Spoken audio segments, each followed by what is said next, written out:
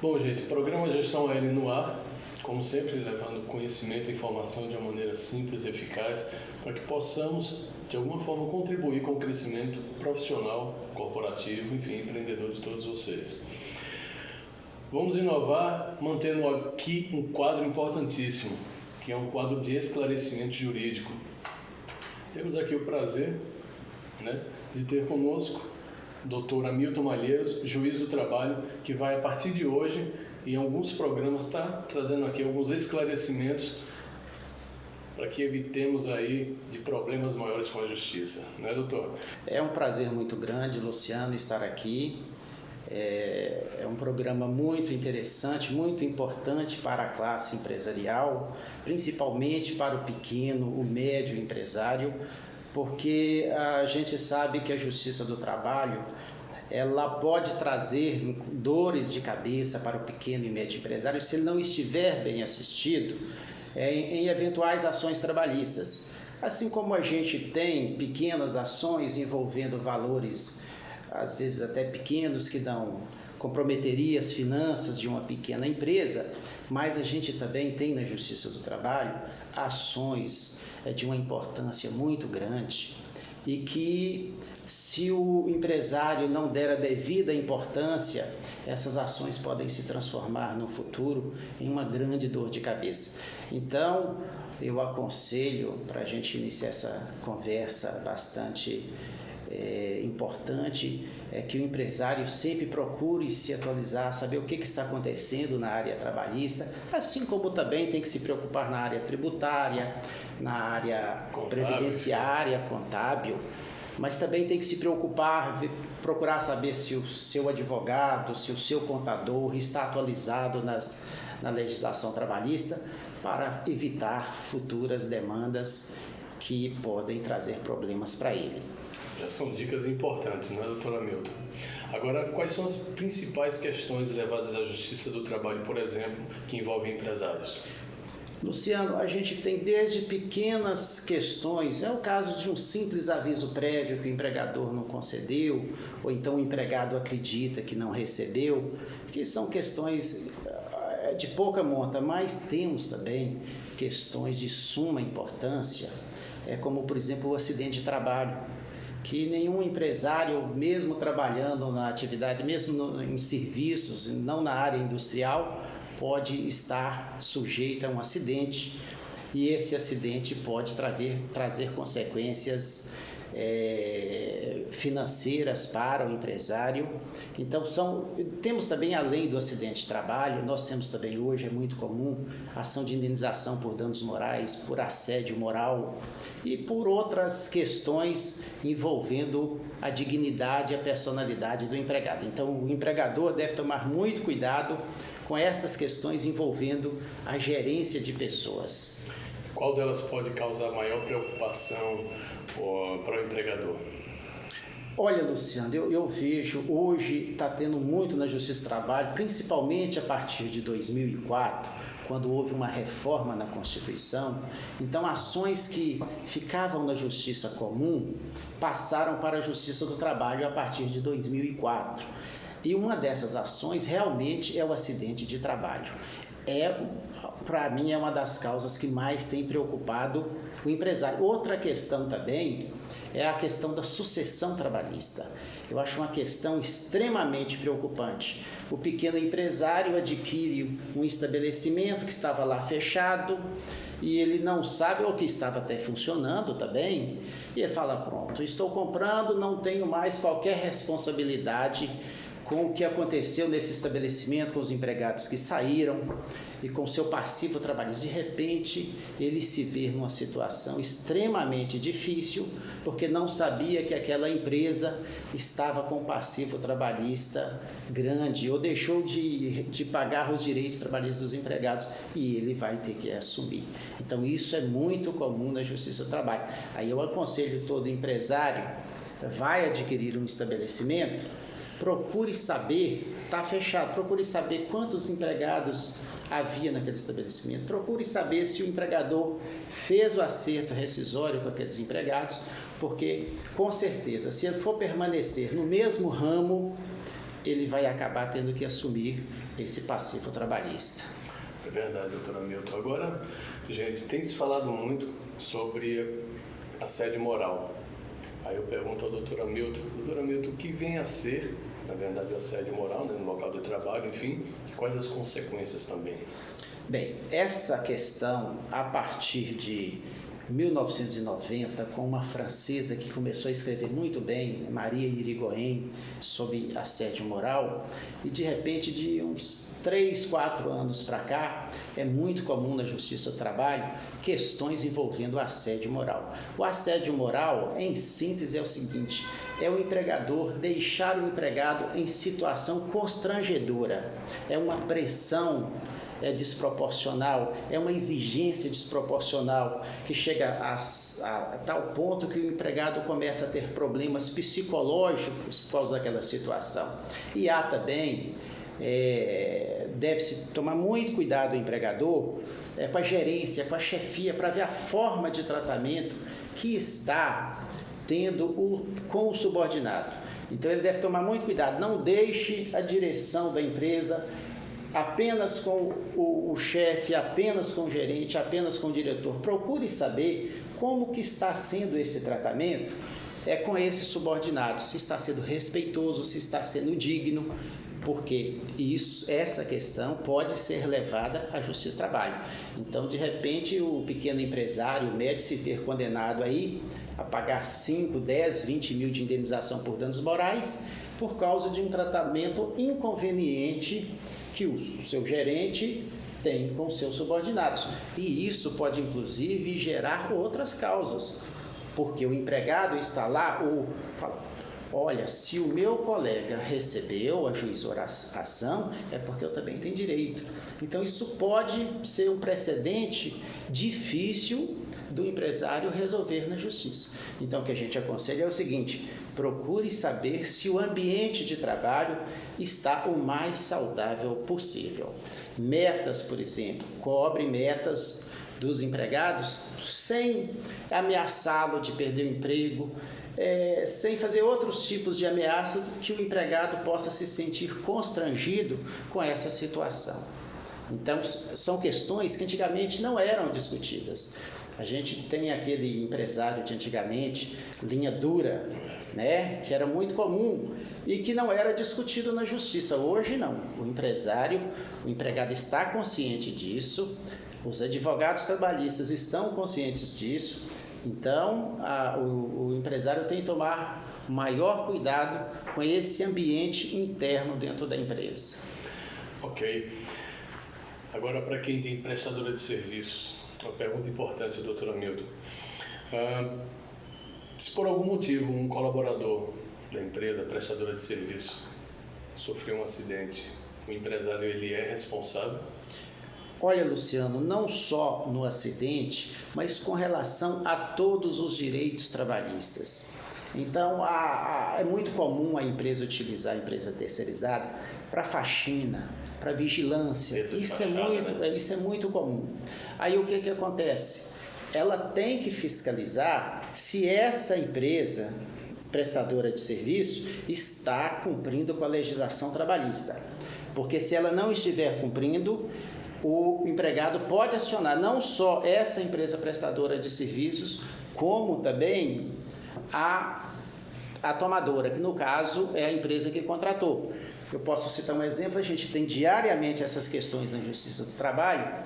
Eu posso citar um exemplo recente, sem citar nome, obviamente, mas já foi julgado esse caso, em que eu analisei uma loja famosa aqui de Maceió, uma empresa terceirizada, havia lá os faxineiros, e um dos faxineiros subiu no terraço, foi arremessar algumas peças de alumínio ou de ferro, não sei, para uma carroça que estava na rua.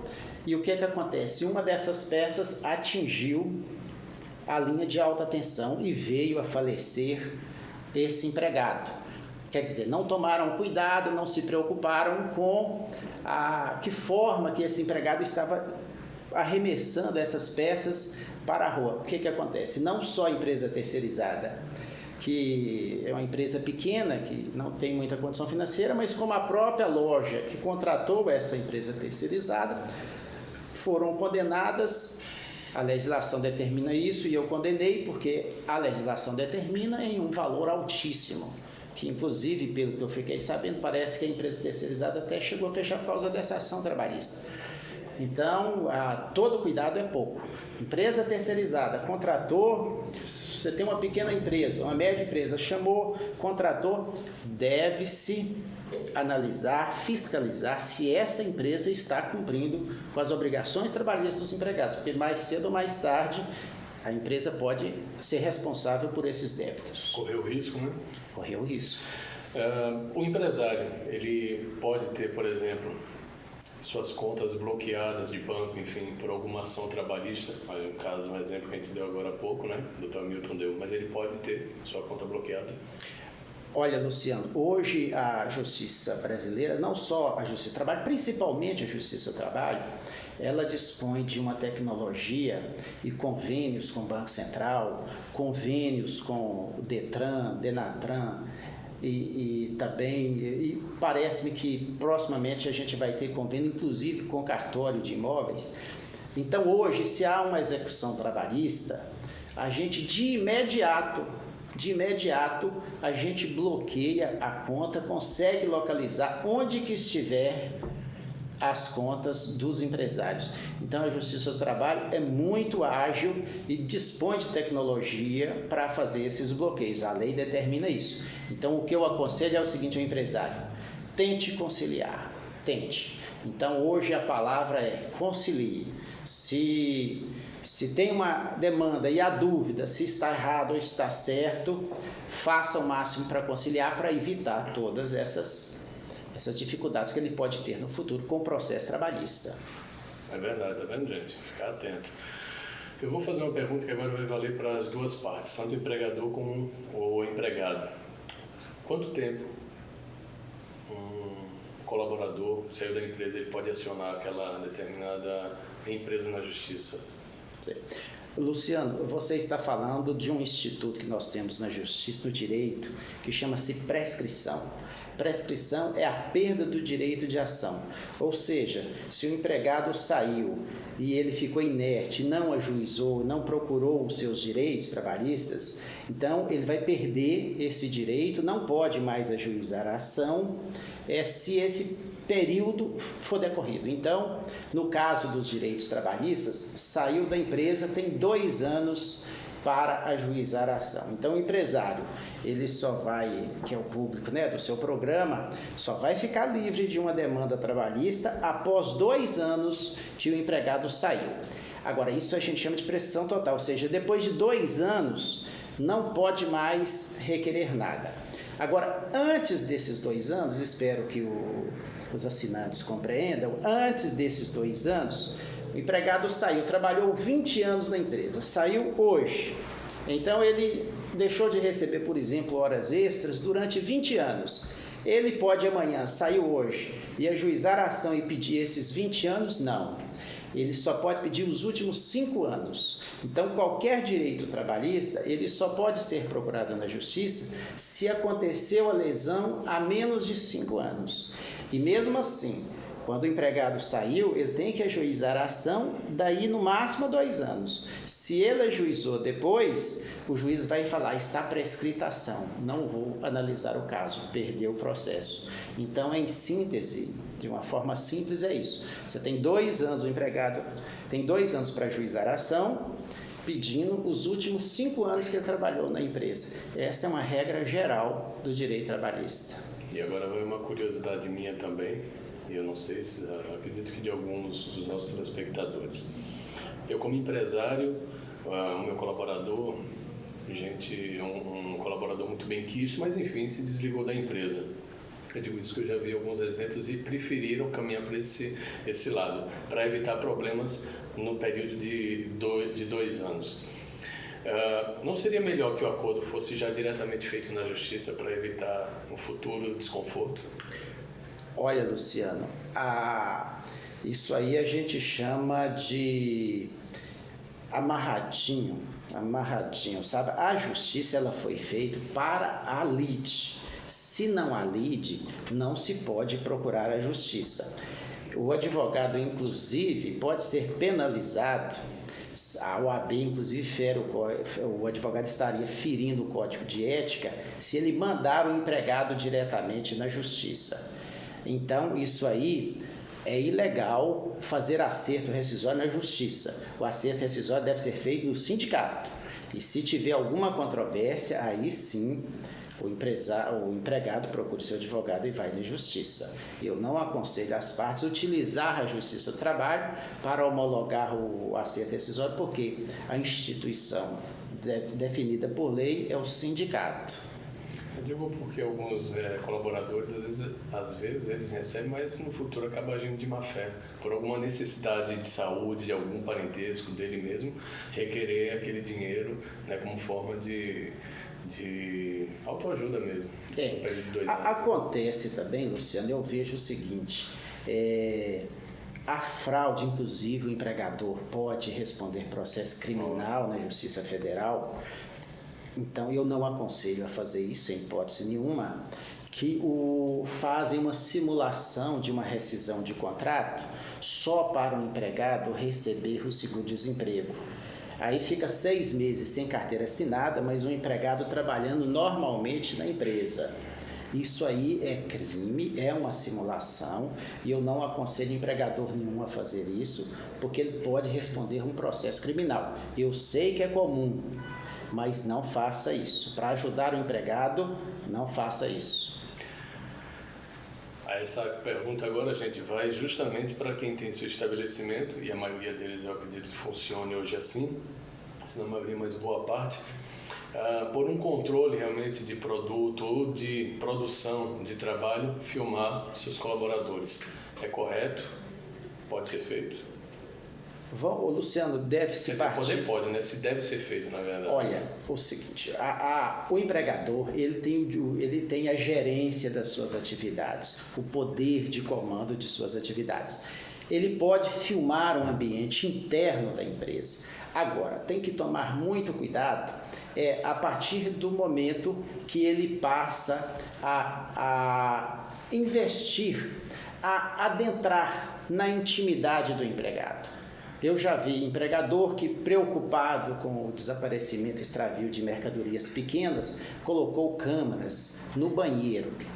Quer dizer, isso aí já está ferindo a dignidade do empregado e com certeza esse empregado futuramente, se ele for instruído, vai procurar a Justiça do Trabalho e entrar com ação de indenização contra o empresário. O que se aconselha é filmar exatamente apenas o necessário, não partir aí. Fica aí uma zona gris, cinzenta, quer dizer, até onde ele pode filmar, até onde que não pode. Vai depender muito de cada ambiente de trabalho essa filmagem. Por exemplo, se filmar num ambiente de reunião dos empregados, por exemplo, uma sala privativa, uma cozinha onde os empregados estão conversando ali, reunidos de forma aleatória, que não está envolvida com o ambiente de trabalho.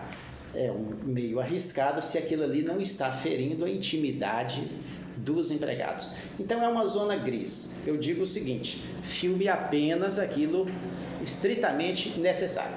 Agora, com relação à revista corporal,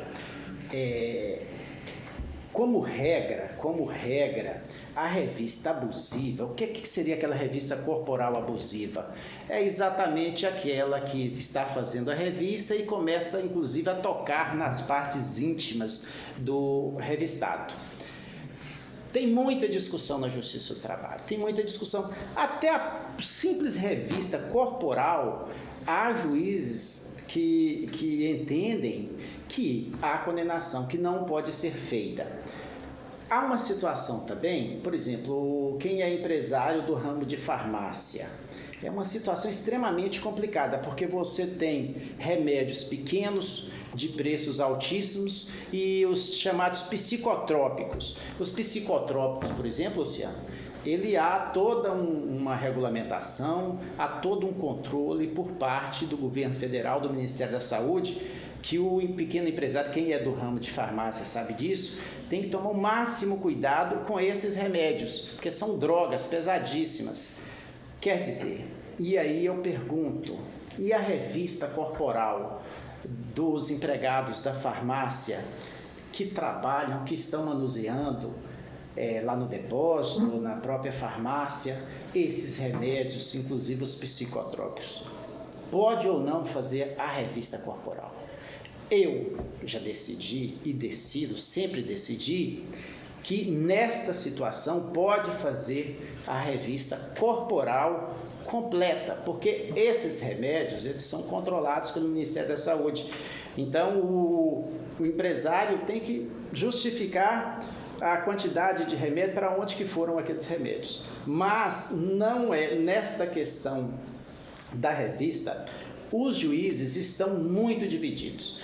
Mesmo a revista simples, uma revista com relação aos psicotrópicos e outros tipos de revista, está muito dividido.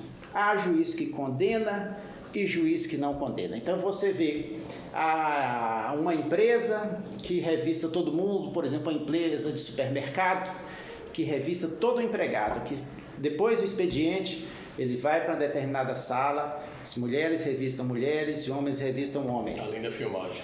Além da filmagem. Então, o que acontece? A justiça ainda não chegou num denominador comum sobre a questão da revista.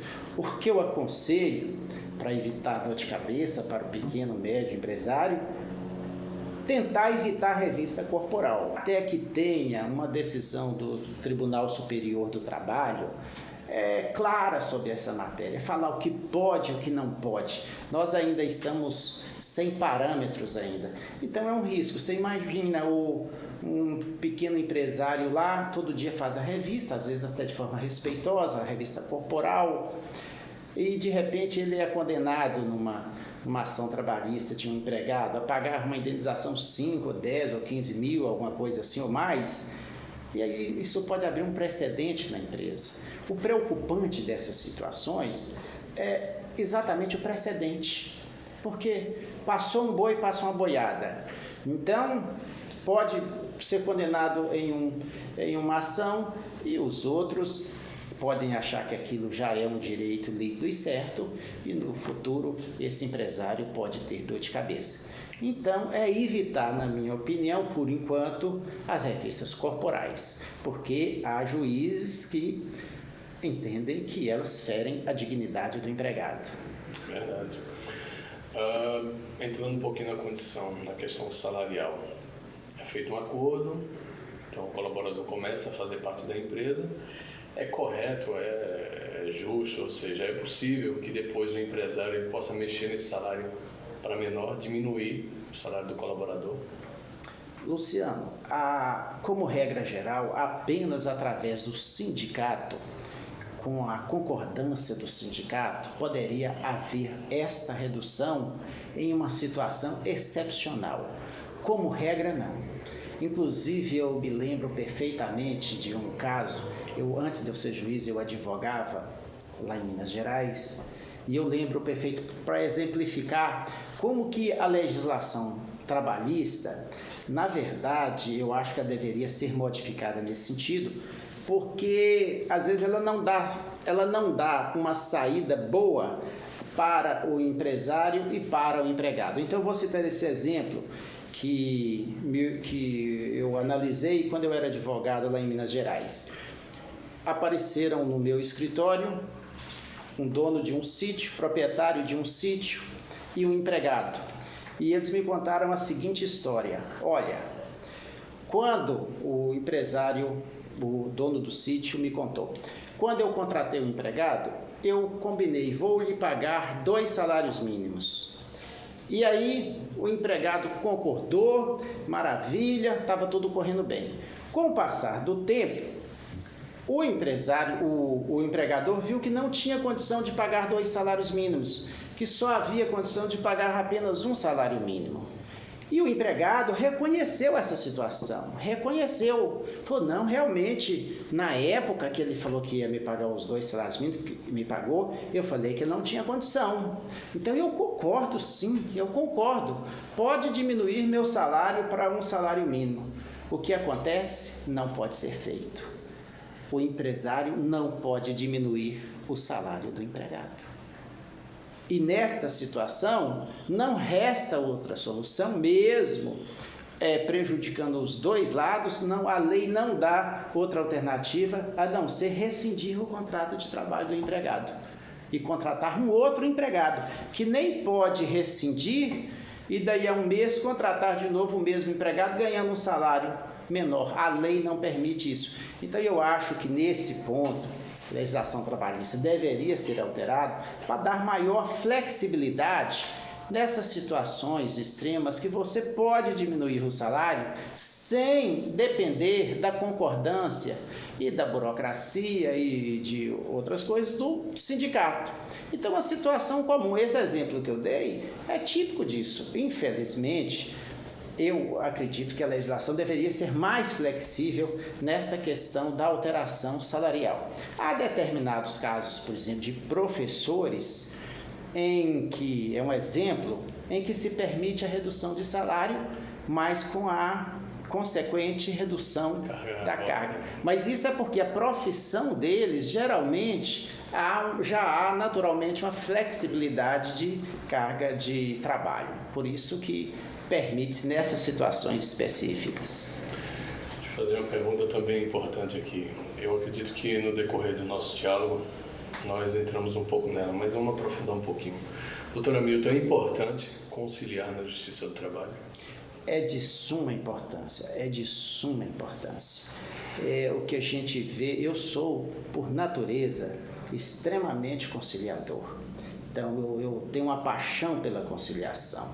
Eu consigo, sem falsa modéstia, conciliar o inconciliável, porque eu sei, eu estou lá com os processos de execução e que eu me lembro perfeitamente que quando eu tentei conciliar, as 2 partes poderiam ter saído com um número que agradaria as 2 partes. O que se vê hoje é uma execução enorme, em que o pequeno empresário, o médio, não tem condição de pagar, porque ele não esperava que a condenação fosse daquele tamanho. Então, e tem os juros legais também que são altos. Eu sempre digo o seguinte, é melhor você saber o tamanho do abacaxi que você está para descascar do que não saber o que vem desse cesto de abacaxi daí a algum tempo. Então, geralmente, o empresário ou o próprio empregado, um dos dois, não fica satisfeito com a sentença. Um dos dois não fica. Então, a pior coisa que eu acho que existe para o processo é a sentença. Eu não me sinto bem, não tenho prazer de sentenciar no processo. Eu tenho prazer, sim, de conciliar. E eu aconselho, conciliem, mesmo se está abaixo da sua expectativa, mesmo você fala, mas eu não devo, mas às vezes, sob o seu ponto de vista, às vezes a lei tem algum detalhe, às vezes o seu contador não fez alguma coisa direito lá na hora, e pode ter, então concilie. É melhor você ter esse prejuízo do que você ficar sem saber o que pode sair daquele processo trabalhista. Bom, nós do programa Gestão Aérea, assim como também todos os nossos telespectadores, podemos aprender muito. Sem dúvida nenhuma, um privilégio muito grande para nós como produto que acaba levando conhecimento para o pequeno empresário, para o pequeno empreendedor, o médio, enfim, todos os profissionais de todas as áreas, ter o senhor aqui no programa conosco. Já fazendo um convite para outros programas também, com outros esclarecimentos, se assim for possível do senhor, já faço o convite aqui de público ao senhor para participar de outras. Eu agradeço muito, Luciano, estou à disposição. Eu acho muito interessante esse diálogo do juiz com a sociedade, uma linguagem que possa ser entendida para os empresários, até por questão de prevenção, né? Evitar ter todo esse litígio, que litígio não é bom para ninguém. O empresário ele tem que se preocupar com a sua atividade econômica e não com o litígio judicial. Então, o que eu puder ajudar, estou sempre à disposição. de todos os assinantes e sempre estarei aqui. Então acabamos de fechar uma parceria, concorda? Ah, com certeza. O juiz aqui bateu o martelo, tá tudo certo. Gente, até o próximo programa também. Lembrando que nós vamos sempre estar informando a próxima vinda aqui do Dr. Hamilton. Vocês estarão cientes. Podem também enviar dúvidas, né, questionamentos para o e-mail do programa, participe@programagestãol.com.br, está aqui embaixo. E o Dr. Hamilton, na medida do possível, aqui no programa vai também responder a esses questionamentos. Mais uma vez, muito obrigado ao senhor por participar do programa Gestão AL. Gente, até a próxima. Bom, gente, o programa Gestão AL de hoje, aí contemplando a condição jurídica para a gente tirar dúvidas, absorver os conselhos e dicas de pessoas que estão no mercado. Dr. Hamilton, que esteve aqui com a gente, né? Importantíssimo, aprendemos muito. Mantendo a linha da condição de direito, vai agora aí a dica para os advogados, aqueles que estão se inserindo no mercado, que já estão no mercado. E para isso, nós estamos aqui com o Dr. Bruno Ronald, que é advogado, que vai dar algumas dicas, tirar algumas dúvidas também para a gente, para você profissional que está assistindo a gente agora. Doutor Bruno, muito obrigado aí por participar aqui do programa Gestão AL. Eu já entro na seguinte pergunta: mercado de trabalho voltado à condição, à carreira jurídica. Quais são as carreiras mais disponíveis aí no mercado? Primeiramente, Luciano, queria agradecer a oportunidade. Importante estar fazendo parte desse programa, tentar esclarecer e ajudar um pouco, né, os novos advogados. Bom, o mercado de jurídico é um mercado amplo. Hoje em dia está se procurando muito por essa variedade. O estudante de direito, assim que se forma, ele tem um mercado menor. Ao momento que ele passa na OAB, ele consegue ter um mercado mais amplo. Ele pode seguir a carreira de advogado particular, pode ser a carreira de advogado público, que aí vai os concursos públicos de defensor público, promotor, procurador de justiça, procurador estadual, municipal. Pode seguir a carreira de juiz do trabalho, juiz estadual, juiz federal, delegado de polícia. As carreiras de tribunais também é muito procurada, acho que talvez seja a mais procurada no momento. E são essas carreiras mais procuradas hoje em dia para que se forme em direito. Doutor Bruno, e com o crescimento das faculdades aí, antes nós tínhamos uma média de 3, 4, hoje nós temos aí o que? Umas 7 a 9 faculdades. Esse inchaço no mercado, como é que está sendo visto o mercado agora de trabalho? Todo ano, tantos e tantos advogados se formando. Luciano, a quantidade de bacharéis realmente aumentou. Não há, na minha opinião, um grande prejuízo para a carreira jurídica, porque tendo visto que algumas carreiras exigem a aprovação na ordem, uma experiência como advogado, para que você se torne habilitado a concorrer naquele concurso. Então, não há um prejuízo considerável, até porque a própria exame da ordem ele faz uma seleção muito grande. Então, hoje não há, na minha opinião, um grande prejuízo. Pode ocorrer no futuro. Hoje não há tanto prejuízo. O que se precisa, na verdade, é que esses novos bacharéis de direito busquem realmente estudar, aprofundar a área que deseja atuar, seja ela na carreira jurídica para concurso público, seja ela na carreira de advogado. Sendo um bom estudioso, certamente será um bom advogado, um bom juiz, um bom promotor, procurador, a área que desejar. E o que é necessário para que esses novos profissionais possam estar inseridos no mercado? Como eu disse, primeiro, bom estudioso. Tem que ser uma pessoa que gosta de ler muito, de se atualizar, usar muito os canais, né, da mídia, sites, televisão, para assistir programas voltados à carreira jurídica, para ficar mais atualizado, tribunais de decisões. O primeiro passo é esse, ser um bom aluno e, após ser um bom aluno, se tornar um bom estudioso enquanto profissional. Sendo um bom estudioso e percorrendo o caminho natural, falo como advogado, você tem um bom estágio acadêmico, um bom estágio enquanto profissional e tornando-se um advogado, escolher uma carreira jurídica de advogado e você optar por um grande escritório, você certamente terá um êxito grande na profissão. Por quê? Porque somado a uma experiência boa e a bons estudos, dificilmente qualquer carreira, independente de ser advogado ou não, terá um grande êxito. Se voltar à carreira jurídica para concurso público da mesma forma. Hoje em dia, os aprovados são aqueles que mais estudam, aqueles que buscam mais informações. Esses sim estão praticamente dentro do mercado de trabalho e não haverá nenhum problema para que eles fiquem nele enquanto os desejarem. Abrir o próprio escritório. Bom, claro, é essencial, né? É importante. Por quê? Existem 2 parâmetros para a gente tentar ver se é essencial ou não um escritório jurídico para um advogado recém-formado. Ele recém-formado, eu entendo que eu não vejo essencialidade nisso. Ele tem que buscar conhecimento, experiência. A experiência se dá através de peticionamentos, de audiência, de discussão no mundo jurídico, né? Você, defesa oral, participar de eventos, tudo isso traz experiência para um advogado. Mas em que momento ele se torna experiente?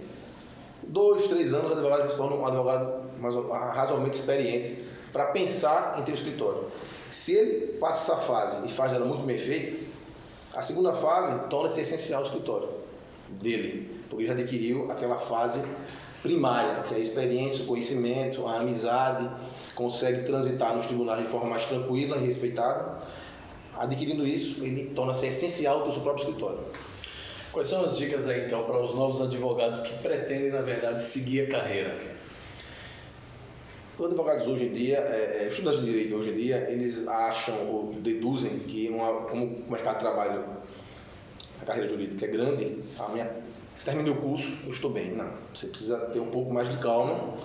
Primeiramente, fazer bons estudos enquanto aluno. Após essa fase, ótimas experiências enquanto estágios, os tribunais, escritórios. A fase do advogado profissional, ela tem que ser, ao meu ver, bem escolhida a dedo. Ele tem que escolher um bom escritório, com a experiência na área que ele deseja atuar. Dali tem que ser um bom advogado, buscar experiências voltadas à área dele, que ele pretende, administrativo, civil, penal, que ele deseja fazer, e buscar o reconhecimento dos colegas de trabalho e da clientela que ele tem. Esse é um grande passo para que ele se sinta confiante na profissão que desejou, que é advogado. Após essa fase ultrapassada, é que ele pode pensar em galgar uma oportunidade em um escritório próprio, montar o seu escritório próprio. Existe um estudo, ao meu ver, para alcançar essa vitória como advogado. O advogado hoje em dia, quando ele consegue montar o seu escritório, é vitorioso. É difícil, porque a advocacia particular, privada, ela é um pouco mais complicada do que a advocacia pública. Sociedade é saudável? É. Por quê? Porque, vamos lá, para escolher um sócio, existe padrão? Não. Existem algumas Afinidades, né? Afinidade, lealdade, amizade, com limite, então limite, porque é um negócio, a sociedade é um negócio, existe um negócio, e acima de tudo, a confiança um com o outro. Bom, 2, 3, 4, 5, 6, eu não vejo a quantidade, a essencialidade da coisa. Vai dar certo porque tem 10 advogados, porque tem 3. 2 advogados são suficientes para deixar o escritório, e o escritório jurídico, ele não é a casa sua, ele não é a reunião de um barzinho, ele não é uma coisa muito séria, que tem que ter o administrador, advogado, que também é um advogado militante, como também o sócio, que faz com que essa coisa aconteça, trazendo clientes, trazendo pessoas assomadas aos associados, estagiários, uma série de coisas que envolvem um escritório jurídico. Bom, doutor Bruno, então deixa aqui, se é que é possível, deixa aqui pra gente, para quem estiver assistindo a gente, algumas dicas de melhor caminho para poder abrir o seu próprio escritório jurídico. Em sociedade ou não? Mas a dica que eu deixo para o estudante de direito que está ingressando agora na carreira de advogado, primeiro, passar dessa fase de bons estudos, boas experiências enquanto advogado, ele vai caminhar para a fase de experiência profissional junto aos clientes daquele escritório que ele trabalha, aquela experiência que ele está tendo, e aos advogados que estão ao seu redor. Quando se há um reconhecimento dos colegas de trabalho, quando há um reconhecimento de um cliente que deseja que aquele advogado determinado faça aquela audiência, faça aquela peça dele, isso é um sinal de que ele está indo bem. Esse é o primeiro sinal. Ou seja, já estou próximo de alcançar o meu objetivo, que é ter um escritório. Esse é o primeiro passo. O segundo passo, a gente acabou de falar, selecionar quem será meu sócio. Ele tem um leque de opções, de colegas de trabalho, de amigos fora do trabalho, que também são advogados, de professores que foram seus, de amigos, você tem amigos ao redor. Parentes também, a minha experiência própria é com parente. Minha esposa é sócio na vida pessoal, sócio na vida comercial, né? E avaliei como? Na confiança. Será que é confiante ter esse sócio do meu lado? É leal ter sócio do meu lado? Vale a pena? Vai influenciar na minha vida pessoal? Você faz esses requisitos. Atendeu essa fase de sócio, você pula para a fase de localização do escritório. Eu estou atuando numa área determinada. Onde é que é melhor abrir meu escritório? Você vai estudar uma área realmente física. É importantíssimo, né? Importantíssimo. Se você tiver voltado a uma área de clientela pessoa física, você não pode abrir um escritório num centro empresarial onde o seu escritório é no último andar. Você não tem divulgação para o seu escritório, é difícil. Então, a clientela vai lhe dizer onde você deve abrir. O seu foco, a sua área vai dizer onde você quer abrir. Como é que a gente busca o cliente? O cliente tem várias formas de buscar, né?